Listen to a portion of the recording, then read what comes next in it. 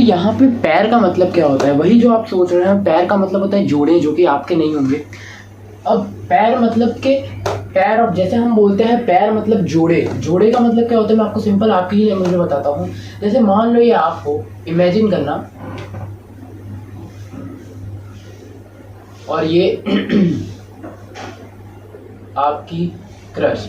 अब मान लो ये अगर आप लोग साथ में हो तो इसे हम बोलते हैं पैर, इसे बोलते हैं पैर। और लीनियर का मतलब क्या होता है, लीनियर इक्वेशन मैंने पिछले चैप्टर में पढ़ा रखा है कि लीनियर इक्वेशंस वो इक्वेशंस होती है जिसमें है ना डिग्री होती है 1।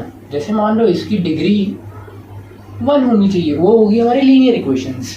अब डिग्री का मतलब क्या होता है, मैंने डिग्री का मतलब पहले वीडियोस में भी बता रखा है। डिग्री का मतलब होता है द हाईएस्ट पावर। अब हाईएस्ट पावर का मतलब क्या होता है, पावर का मतलब होता है वेरिएबल की टोपी। अब जैसे कि मैं बोल रहा हूँ वेरिएबल की टोपी का मतलब होता है कि वेरिएबल का पावर अगर 1 होगा तभी ये जो है हमारा लीनियर इक्वेशन कहा जाएगा। अगर मैं कुछ लीनियर इक्वेशंस के एग्जांपल देख के दिखाऊं तो like x plus y equals to z, sorry z नहीं, मान लो कांस्टेंट 2 है, यहाँ पे वेरिएबल की पावर 1 है और यहाँ पे भी वेरिएबल की पावर 1 है। तो जब भी वेरिएबल्स की पावर 1 होगी यानी डिग्री 1 होगा, हाईएस्ट पावर तो 1 ही है, तो वो हमारा लीनियर इक्वेशंस कहा जाएगा।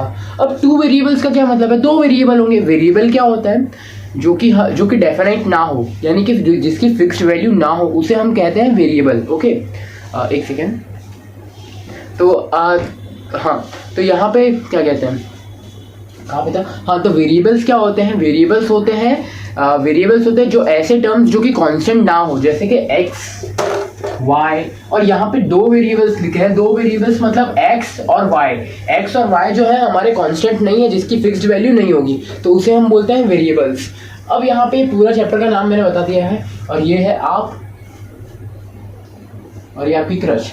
ओके, एक्चुअली ऐसा तो हकीकत में तो कभी होने वाला है नहीं, तो कोई बात नहीं, हम आगे देखते हैं। तो आगे हम पढ़ने वाले हैं लीनियर इक्वेशंस में। एक बार लीनियर इक्वेशंस की स्टैंडर्ड फॉर्म बता देता हूँ। Standard form of linear equations क्या होगा, देखना।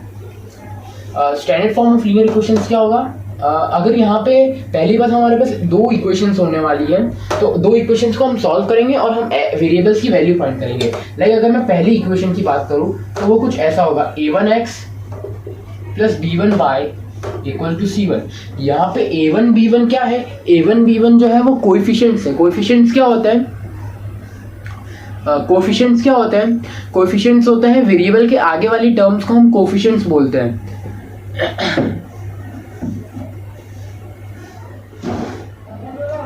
वेरिएबल्स के आगे वाली टर्म्स को हम कोएफिशिएंट्स बोलते हैं।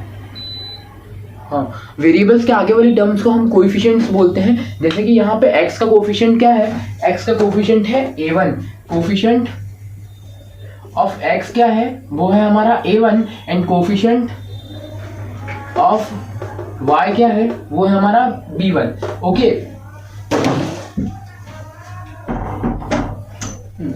यहाँ पे हमारा x का कोफिशिएंट है a1 और y का कोफिशिएंट है b1। सिमिलरली एक और ऐसी इक्वेशन होगी जिसको मैं लिख के दिखाता हूँ। यहाँ पे अगर मान लो मैं इक्वेशन 2 लिखूँ, a2x plus b2y equals to c2। यहाँ पे c1 c2 क्या है, कांस्टेंट है, और यहाँ पे है ना a2 क्या है, कोफिशिएंट ऑफ x जो है हमारा। यहाँ पे मान लो अगर मैं लिखूँ कोफिशिएंट ऑफ x क्या होगा मेरा a2, और कोफिशिएंट ऑफ y मेरा क्या होगा b2। ओके, तो यही इसे हम कोफिशिएंट्स बोलते हैं। और ये दोनों कांस्टेंट है, ये दोनों जो है वो हमारे कांस्टेंट है। यही दोनों इक्वेशंस लिखी जाएंगी और इसके ही हम लाइंस ड्रॉ करेंगे। तो लाइंस कैसे ड्रॉ करेंगे, हम लाइंस ग्राफ पे ड्रॉ करेंगे। होपफुली आपने पहला लेक्चर्स देखे होंगे जो कि पॉलिनोमियल्स के थे, उसमें मैंने बताया था कि ग्राफ में मतलब जीरोस कैसे फाइंड करते हैं। तो वैसे उसका तो फर्दर कुछ काम नहीं इधर, बट फिर भी एक बार आप देख लोगे ज़्यादा सही, आपको ज़्यादा नॉलेज हो जाएगी x axis and y axis के बारे में। ये मान लो ये है मेरी x एक्सिस, ये है मेरी y एक्सिस। ये है मेरी x एक्सिस जो कि ऐसे हो, और ये है मेरी y एक्सिस जो कि वर्टिकल में होगी, उसे हम x एक्सिस और y एक्सिस बोलेंगे। तो यहाँ पे अब है ना, ये आपको बेसिक नॉलेज पता चल जाएगा चैप्टर के नाम के बारे में।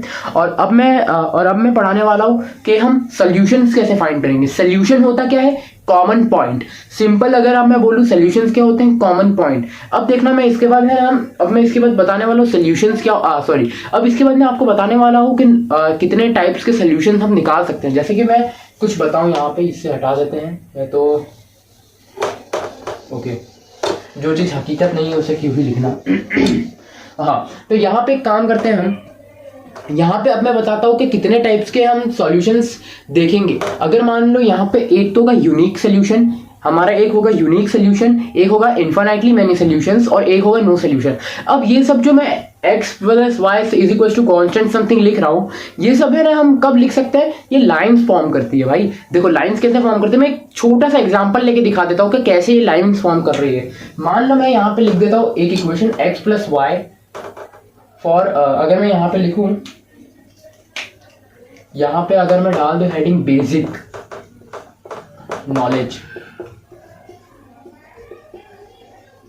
हाँ बेसिक नॉलेज की बात करेंगे, तो यहाँ पे अगर मान लो मैंने लिख दिया x plus y equals to something, x plus y equals to 2। अब मान लो ये, अब इसकी लाइन कैसे होगी, इसकी लाइन तो मुझे भी याद नहीं है, इसे हम निकालते हैं। कैसे निकालते हैं, देखो ये होगा x, ये y, और यहाँ पे अगर मान लो मैं x की कुछ वैल्यू पुट करूंगा और उससे मेरे को y मिलेगा। मान लो मैंने x को 0 पुट किया तो उससे मेरे को y2 मिला, एंड अब मैंने y को 0 पुट किया, अब उससे मेरे को x2 मिला। ऐसे हम फर्दर पॉइंट्स पुट कर सकते हैं, कोई बात नहीं। ये एक लीनियर इक्वेशन है तो एक स्ट्रेट लाइन फॉर्म करेगी। लीनियर इक्वेशन हरदम स्ट्रेट लाइन फॉर्म करती है। तो यहाँ पे मान लो मैंने एक ग्राफ ड्रॉ किया, ओके। अब यहाँ पे ये मेरा क्या है 0,0, यहाँ पे मेरा क्या है 0,0।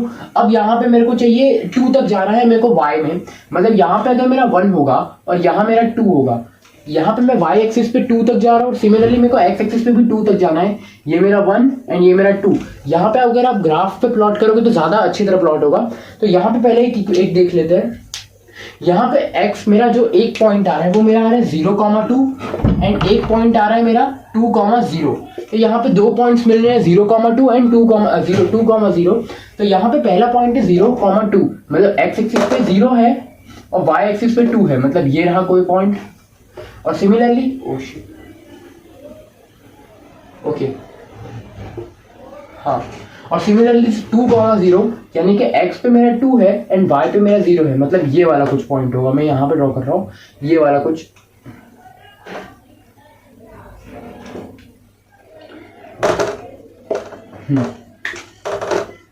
ये 2 और ये वाला कुछ पॉइंट होगा। और अगर मैं लाइन इसे फर्दर ड्रॉ करके दिखाऊं तो कुछ ऐसी लाइन ड्रॉ होगी,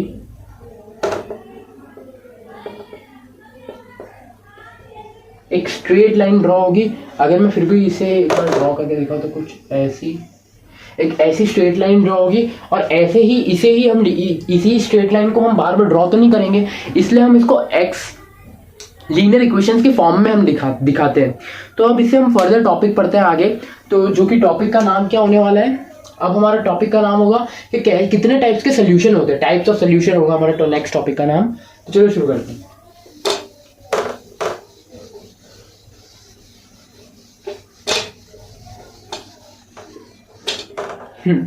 तो अब नेक्स्ट टॉपिक, तो दोस्तों आज हम देखने वाले हैं types of solution of linear equations. तो चलिए शुरू करते हैं।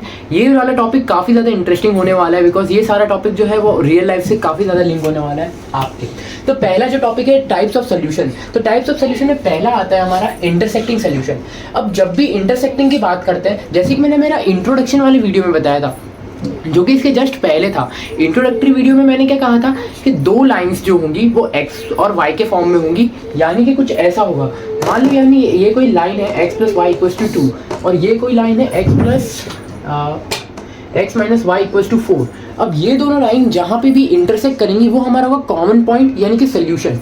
तो चलो देखते हैं कि पहला जो हमारा टाइप्स ऑफ सोल्यूशन में पहला जो टॉपिक आएगा वो होगा इंटरसेक्टिंग सोल्यूशन का। तो यहाँ पे अगर मैं लिखूँ पहला टॉपिक इंटरसेक्टिंग सोल्यूशन का, इंटरसेक्टिंग सॉल्यूशन, इंटरसेक्टिंग सोल्यूशन। अब इंटरसेक्टिंग सोल्यूशन होते क्या है? इंटरसेक्टिंग सोल्यूशन सिंपली एक चीज होता है, जब भी 2 लाइंस एक पॉइंट पे इंटरसेक्ट कर रही होगी तो उसे हम बोलते हैं इंटरसेक्टिंग सोल्यूशन। जैसे कि यहाँ पे अगर मैं लिखूँ कि ये मान लो ये है आपकी L1 लाइन और ये है मान लो आपकी L1 लाइन और ये है मान लो आपकी L2 लाइन। अब ये 2 लाइंस जो है वो इंटरसेक्ट कर रही है एक कॉमन पॉइंट पे, तो इसे हम, यही जो कॉमन पॉइंट होगा उसे हम सोल्यूशन बोलेंगे। इसे सिंपल एक और चीज से मैं डिफाइन कर सकता हूँ। मान लो ये L1 आप हो और ये कोई आपकी क्रश जो कि अब आपकी गर्लफ्रेंड रह चुकी है। अगर आप एक बार मिल चुके हो उसके बाद फिर कभी नहीं मिल रहे, यानी वो अब आपकी एक्स रह चुकी है। मतलब इसमें कैसा होगा कि आप पहले अट्रैक्ट हुए और उसके बाद एक बार कॉमन पॉइंट पे आप मिल भी चुके हो, फिर उसके बाद ऐसा कुछ फेज हुआ होगा, फिर वो मेरे को पता नहीं, लेकिन फिर आप मिल नहीं पाए, ये आपकी एक्स। हाँ, तो ये जो है आप पहले मिल चुके, उसके बाद आप मिल नहीं पाए, तो ये L1 आप हो और L2 आपकी एक्स। सिमिलरली ऐसे ही कुछ फर्दर टॉपिक्स भी बताऊंगा। तो ये जब इंटरसेक्टिंग सोल्यूशन कब होगा, जब एक कॉमन पॉइंट आएगा। कॉमन पॉइंट कुछ भी हो सकता है रियल लाइफ में, कैफे वगैरह कुछ भी, और कॉमन पॉइंट में हरदम एक ही सोल्यूशन होगा। जैसे यहाँ पे मैं लिख दूँ 1 सोल्यूशन, तो कॉमन पॉइंट में एक सोल्यूशन होगा। और जब भी एक सोल्यूशन को हम बुकिश लैंग्वेज में क्या बोलेंगे, बुकिश लैंग्वेज में हम बोलेंगे यूनिक सोल्यूशन।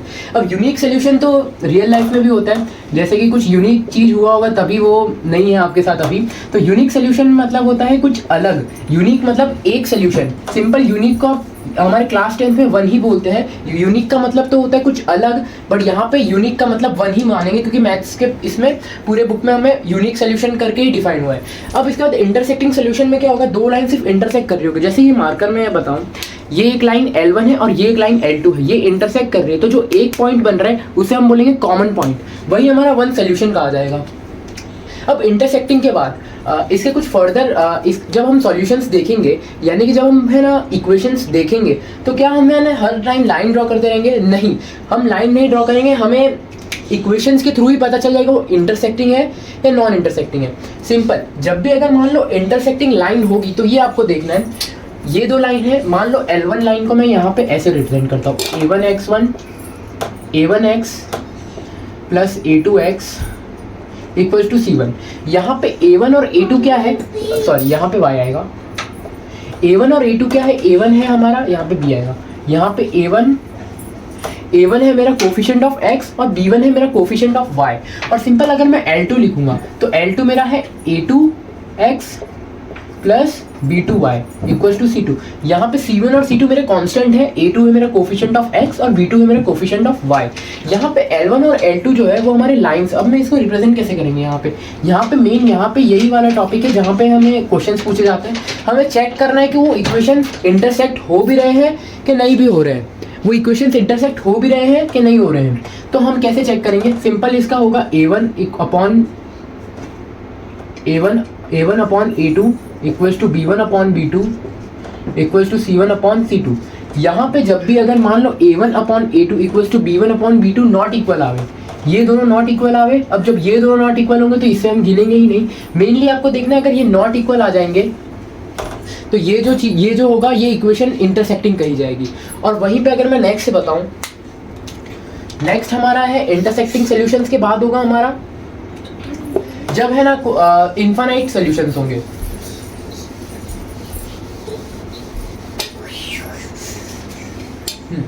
अगर इनफाइनाइट सॉल्यूशन होंगे, इनफाइनाइटली मैनी सॉल्यूशन, हाँ, जैसे अगर मान लो ये एक लाइन L1 है और इसके ऊपर फर्दर एक और लाइन L2 है, यानी कि ये एक लाइन L1 है, ये एक लाइन L2 है, और यहाँ पे इनफाइनाइटली मैनी सॉल्यूशंस कैसे होंगे? मैंने क्या कहा था, सिंगल पॉइंट जो अगर कॉमन पॉइंट मिल रहा है तो सॉल्यूशन होगा। यहाँ पे बहुत सारे कॉमन पॉइंट्स मिल रहे हैं, इसका मतलब बहुत सारे सॉल्यूशंस होंगे, तो इसे हम क्या बोलते हैं, मैनी सॉल्यूशंस।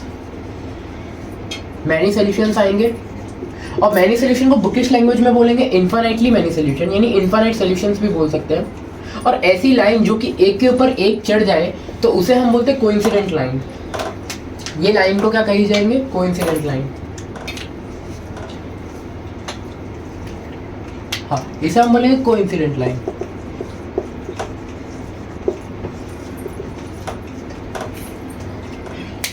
अब इसे हम कैसे सॉल्व करेंगे?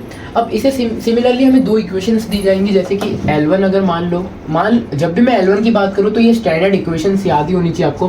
L1 जो है वो हमारा A1x plus B1y equals to C1, and similarly L2 जो है वो हमारा है A2x plus B2y equals to C2। यहाँ पे ये 2 है हमारे स्टैंडर्ड इक्वेशंस मैंने मान लिए हैं। तो अब ये कैसे सॉल्व होगा देखना।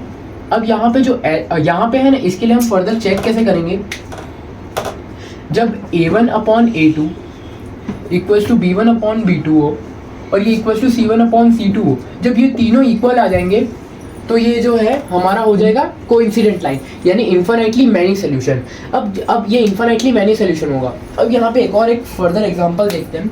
यहाँ पे अगर मान लो L1 लाइन और L2 लाइन जो एक के ऊपर एक चढ़ जाती है, जैसे अगर मान लो ये जो है ये इसको हम सिंगल लाइन ही बोलेंगे। ये ऐसी अक्सर लाइन कब दिखेगी, मैं कुछ एग्जांपल्स लेके दिखाता हूँ। जैसे मान लो मैं एग्जांपल लूँ, यहाँ पे मान लो x + y = 2 है, ये मेरी एक लाइन है।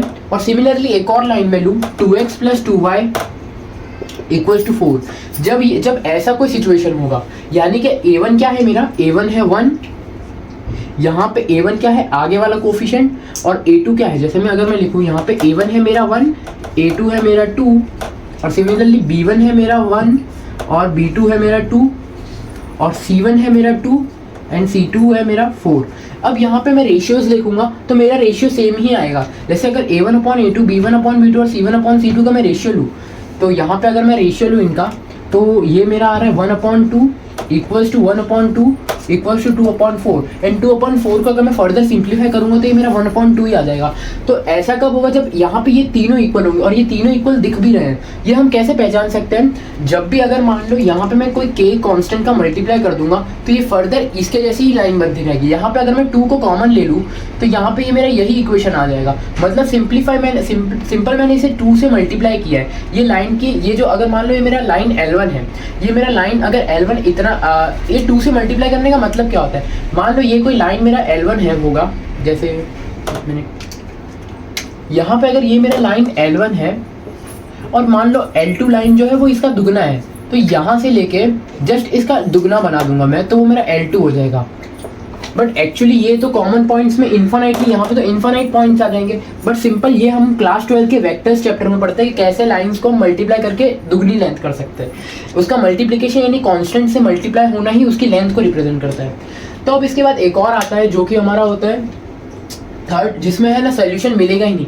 हमने स्टार्टिंग में पढ़ा इंटरसेक्टिंग, जिसमें हमें सोल्यूशन मिल रहा था वो एक्स वाले एग्जांपल से लेके, और हमने पढ़ा कोइंसिडेंट लाइन। अब कोइंसिडेंट लाइन क्या होती है, जिसमें आप और आपकी क्रश साथ में हो, मतलब कि अभी रिश्ता सही चल रहा है, और तो इसे हम बोलेंगे कोइंसिडेंट लाइन। यानी कि इसका मतलब होगा कि बहुत सारे सॉल्यूशंस मिलेंगे, मतलब मिलने के हर एक बहाने ऐसा समझिए। अब इसके बाद हम तीसरा पढ़ेंगे जो कि होगा हमारा नो सोल्यूशन। जो कि नो सोल्यूशन कब होगा, मैंने क्या कहा था, सोल्यूशन क्या होता है, जब भी कॉमन पॉइंट मिलता है। अब मैंने क्या कहा था, जब भी सोल्यूशन तब होगा जब कॉमन पॉइंट मिलेगा। अब सोल्यूशन कब नहीं होगा, जब कॉमन पॉइंट नहीं मिलेगा। अब कोई भी आप ऐसा चीज़ बता दो कि जिसमें कॉमन पॉइंट ना मिले, कोई भी लाइन में ऐसा चीज़ बताओ जिसमें कॉमन पॉइंट ना मिले। कोई भी लाइन कैसी हो सकती है जिसमें कॉमन पॉइंट ना मिले, हाँ, जब लाइन अगर मान लो सीधी पैरेलल होगी तो कहीं भी बीच में कॉमन पॉइंट्स नहीं आएंगे। जैसे मैं इधर दिखाऊं, यहाँ पे मान लो L1 है और ये L2 है, यहाँ पे सिमिलरली है आप हो, हाँ, ये L1 लाइन आप और ये आपकी क्रश।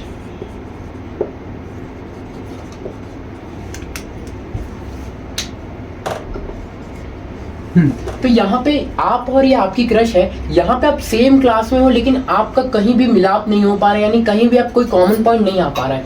यहाँ पे आप सेम क्लासेस में पढ़ रहे हो लेकिन आपका मिलाप नहीं हो पा रहा है, तो ये पैरेलल लाइन, यहाँ पे कोई सोल्यूशन ही नहीं होगा। तो इसलिए यहाँ पे आ जाएगा नो सोल्यूशन, यहाँ पे आएगा नो सोल्यूशन, कोई सोल्यूशन ही नहीं है, मिलने का कोई सोल्यूशन ही नहीं, कहीं भी कॉमन पॉइंट नहीं आ पा रहा है। तो ये सिमिलरली ये रियल लाइफ में भी हो रहा है, ये आप हो या आपकी क्रश कहीं मिल भी नहीं पा रहे, बस सिर्फ सेम क्लास में है, उसके वजह से सेम डिस्टेंस, कुछ मान लो कुछ डिस्टेंस होगा आपकी क्लास में, और क्या। तो यहाँ पे जैसे अगर हम इसे कैसे पहचानेंगे कि ये इक्वेशंस के थ्रू ये हमारी सोल्यूशन वाला, ये हमारा पैरेलल वाला है, पैरेलल में ही नो सोल्यूशन होगा। सिंपल, जब अगर मान लो a1/a2 जो है equals to b1/b2 but not equals to c1/c2 होगा, जब ऐसा सिचुएशन होगा जब ऐसा सिचुएशन होगा तभी है ना ये पैरेलल सोल्यूशन, पैरेलल लाइंस आएंगी, और पैरेलल लाइंस आएंगी तब इसका मतलब यहाँ पे b1/b2 is not equal to c1/c2 होना पड़ेगा। मतलब आपको सिंपल यही चीज़ें चेक करनी है, b1/b2 c1/c2 के इक्वल ना आवे, बस सिंपल। इसलिए इसके थ्रू हम कैसे पहचान लेंगे कि इसमें नो सोल्यूशन होगा। ओके तो अभी हम इसके फर्दर कुछ एग्जांपल्स 5-6 एग्जांपल्स देखेंगे हर एक। अभी हम फर्दर कुछ इसके एग्जांपल्स देखेंगे 5-6 एग्जांपल्स, ताकि आपको और क्लैरिटी मिले। तो एक मिनट। तो जैसा कि मैंने पहले पढ़ाया था, तो अब उसे वापस से स्टार्ट करते हैं एग्जांपल्स के थ्रू। तो मैं एक बार पूरा रिवाइज करवा देता हूँ कि मैंने अभी तक क्या पढ़ाया है। मैंने अभी तक पहले इंटरसेक्टिंग लाइन वाला पढ़ाया है। तो इंटरसेक्टिंग एक्चुअली आपको ध्यान में क्या रखना मालूम है, ये चीज़ें ध्यान में रखनी है जो कि मैं रेड पेन से लिखने वाला हूँ। ये मेन चीज़ें हैं, बाकी तो और कुछ नहीं है। जब भी इंटरसेक्टिंग लाइन होगी, जब भी मान लो इंटरसेक्टिंग लाइन होगी, कौन सी line? Intersecting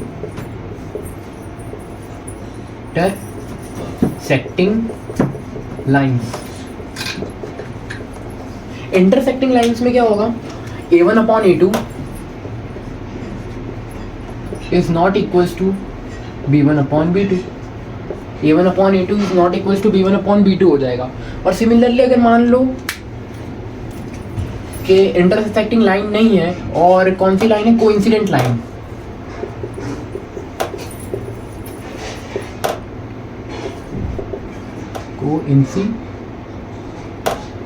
coincident line. Coincident lines में क्या होगा? कोइंसिडेंट लाइन में क्या होगा? A1/A2 जो होगा, A1/A2 इक्वल होगा B1/B2 के, और ये भी इक्वल होगा C1/C2 के। ये इक्वल होगा C1/C2 के। और सिमिलरली जो थर्ड वाला है, जो कि हमारा पैरेलल लाइंस होते हैं, क्या होगा? पैरेलल,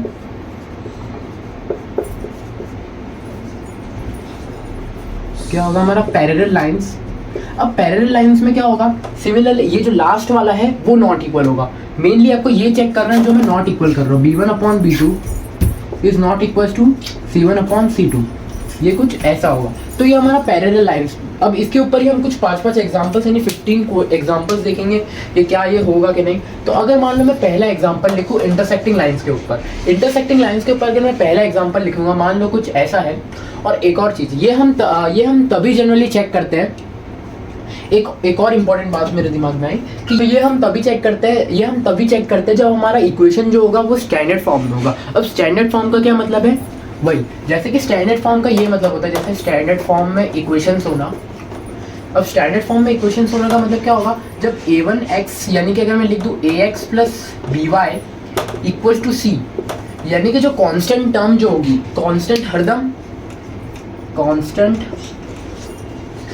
हरदम राइट में होना, RHS में होना चाहिए।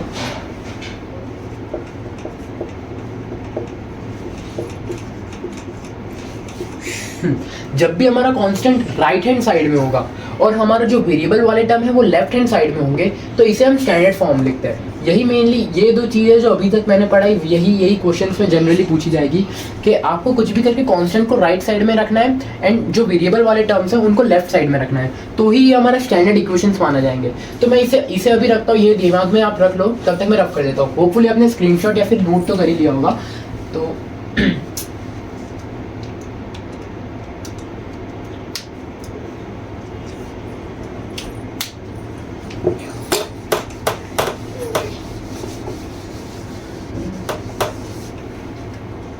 तो यहाँ पे अब मैं पहला एग्जांपल लिखने जाऊंगा, किसका? इंटरसेक्टिंग का। Intersecting lines, coincident lines. एक काम करते हैं, तीनों का मिक्स करके करते हैं। तो यहाँ पे अगर मैंने लिख दिया मान लो 3x + 6x = 9, और यहाँ पे मैंने लिख दिया 4x + 3x = 4। अब यहाँ पे ये इक्वेशंस जो A1 है मेरा, A1 मेरा 3 है, B1 मेरा 6 है, A2 मेरा 4 है, B2 मेरा 3 है। सिंपल। अब यहाँ पे देखना, अब जो आपको स्टार्टिंग में पहले यहाँ से ही चेक करना है। अगर मान लो मैं इसे ये कर देता हूँ 3, सबसे बेस्ट। हाँ, ये अब सही है। तो यहाँ पे मैंने 2 एग्जांपल्स लिख लिए इंटरसेक्टिंग लाइंस के। तो ये इंटरसेक्टिंग लाइंस, ये हमें पता कैसे चलेगी? या तो हमारा एक सिंपल मेथड है, या तो मैंने जो मेथड बताया था ग्राफ के थ्रू, जो कि सबसे लंबा मेथड होगा। आपको ग्राफ ड्रॉ करना पड़ेगा, उसके लिए ऊपर से परफेक्ट पॉइंट्स भी होने चाहिए। बट इससे सिंपल मेथड हमें क्लास 10th में गिवन है। हमें सिंपल इसके कोफिशिएंट्स जो है उसको हमें नॉट इक्वल प्रूव करना है। तो यहाँ पे A1 जो है वो मेरा 3 है, A1 मेरा है वो इधर 3 गिवन है, और A2 जो है वो मेरा को 6 गिवन है, और यहाँ पे जो मेरा B1 है वो मेरे को 4 गिवन है एंड B2 मेरा 8 गिवन है। तो इसे मैं सिंप्लीफाई करूँगा, और ये देखते हैं, ये मेरा आ रहा है 1/2 और ये मेरा आ रहा है 1/2, मतलब ये इक्वल आ जाएगा, मतलब ये इंटरसेक्टिंग लाइंस नहीं होंगे, ये इंटरसेक्टिंग लाइंस नहीं होंगे। अब अगर ये इंटरसेक्टिंग लाइंस नहीं होंगे तो ये क्या होगा देखते हैं। ये सिंपल, अगर मैं इसे अगर आगे मैं प्रूव करूँ, जैसे अगर मान लो मैं तो 14 लिख लेता हूँ, हाँ यहाँ पे ये पहले हमें ये चेक करना है, फिर हमें ये C1/C2 चेक करना है। अब मैं C1/C2 चेक करूँगा तो ये 7/14 जो कि ये 1/2 आ जाएगा। तो ये जो है हमारा इंटरसेक्टिंग नहीं है, हमारा कोइंसिडेंट लाइन हो जाएगा। कोइंसिडेंट लाइन में क्या होगा, तीनों के रेशियो हमारे सेम आएंगे। और कुछ फर्दर एग्जांपल्स देख लेते हैं। यहाँ पे अगर मान लो ये लिखा है मैंने, ये वाला एग्जांपल इंटरसेक्टिंग का ही है। जैसे अगर मान लो यहाँ पे A1 है मेरा 8 A1 है मेरा 8 और A2 है मेरा 7, और सिमिलरली जो मेरा B2 जो B1 है वो मेरा 7 है और A2 मेरा 8 है, B2 मेरा 8 है। तो यहाँ पे मेरे को ये दिख रहा है ये इक्वल तो नहीं है, मतलब ये नॉट इक्वल है।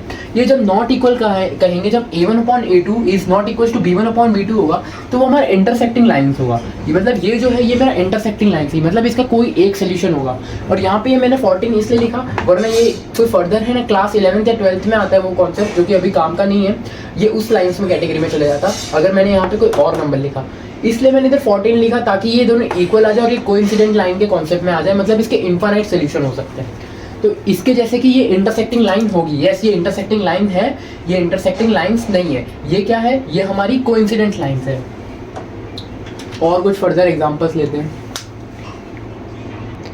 अब यहाँ पे ये वाला एग्जांपल जो होता है वो हम देखते हैं। यहाँ पे हमें क्या दिया है, A1 जो है वो मुझे 4 गिवन है। अगर आपको नहीं पता चल रहा है कैसे A1 A2 निकालते तो यहाँ पे सिंपल ये इक्वेशन देख लो, ये लाइन L1 है और ये लाइन L2 है।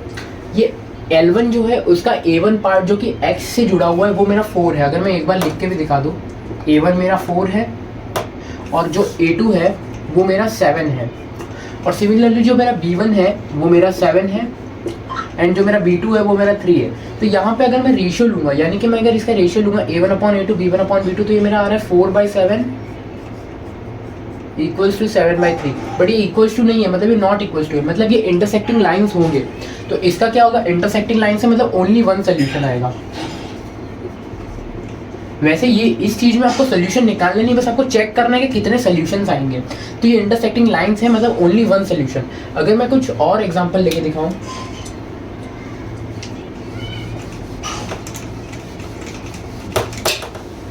जैसे कि क्वेश्चन नंबर मैं 4th लेता हूँ। अब यहाँ पे मान लो कोई मैं पैरेलल लाइंस के एग्जांपल लेके दिखाता हूँ। यहाँ पे अगर 3x है plus 7y equals to 8 and 7y plus 6x equals to 7। अब यहाँ पे देखो 3/7 है, इसे 6 कर लेते हैं, इसे 14। यहाँ पे जो 3/6 है, यहाँ पे A1 मेरा 3 है, A2 मेरा 6 है, ये मैंने ऐसे किया, और ये 7 है मेरा B1, और ये B2 मेरा 14 है, और ये मेरा C1 8 है और C2 मेरा 7 है। यहाँ पे ये मुझे दिख रहा है ये दोनों के रेशियो सेम है, पर इसको मैं काटूंगा 3 1 3 3 2 6 एंड सिमिलरली ये 1/2 के, मतलब ये दोनों इक्वल है। बट यहाँ पे ये जो B1/B2 है और C1/C2 इक्वल नहीं, मतलब ये नॉट इक्वल आ गया। मतलब ये जो लाइन्स है पैरेलल सोल्यूशन होगा, पैरेलल लाइन्स होंगे, तो इसका कोई सोल्यूशन नहीं आएगा, भले ये आगे इक्वल हो जाए। आपको पूरा ही चेक करना होगा। अगर मान लो ये अगर स्टार्टिंग में इक्वल आ गया और आपने देख के बोला ये कोइंसिडेंट है, बट यहाँ पे नॉट इक्वल आ गया, तो आपको मार्क्स नहीं मिलने वाले, बिकॉज ये पैरेलल लाइन से इसके नो सोल्यूशन होंगे। और सिमिलरली अगर मान लो अगर मैं कोई दूसरा एग्जांपल लूँ, 5th एग्जांपल लूँ, 7x plus 8y equals to 3 and अगर मैं यहाँ पे लूँ 14x plus 16y equals to 6। अब ये कौन सा सोल्यूशन होगा, ये हम कैसे चेक करेंगे। अगर आपको दिख रहा है कि ये इसका मल्टीपल ही मैंने लिखा, एक्चुअली मल्टीपल ही लिखा है, तो जब भी किसी चीज़ का मल्टीपल होगा तो वो जनरली कोइंसिडेंट लाइन में ही होगा, क्योंकि मैंने क्या बताया था, कोइंसिडेंट लाइन ही जनरली सेम इक्वेशंस होती है। तो यहाँ पे अगर मैं रेशियो लूँगा 7/14 इक्वल्स टू 8/16 इक्वल्स टू 3/6, तो ये जो है ये मेरा रेशियो कॉमन रेशियो 1/2 आ रहा है। इसका मतलब ये कोइंसिडेंट लाइन है। कोइंसिडेंट लाइन में इनफाइनाइट सोल्यूशन होता है, जैसे कि मैं यहाँ लिख के दिखाता हूँ। यहाँ पे आएगा वन सोल्यूशन,